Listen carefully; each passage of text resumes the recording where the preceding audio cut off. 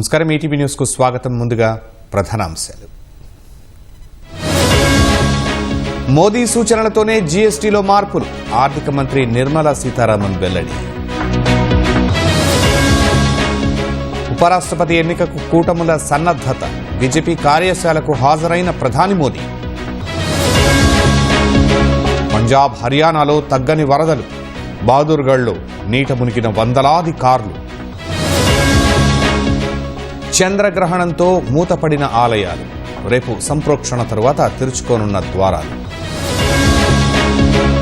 ఉక్రెయిన్పై Russia అతిపెద్ద వైమానిక దాడి, కీవ్లోని కేబినెట్ కార్యాలయం స్వల్పంగా ధ్వంసం.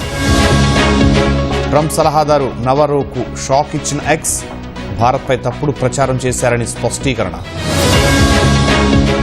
ఆర్చరీ ప్రపంచ ఛాంపియన్షిప్లో కొత్త చరిత్ర, పురుషుల విభాగంలో భారత్కు స్వర్ణం.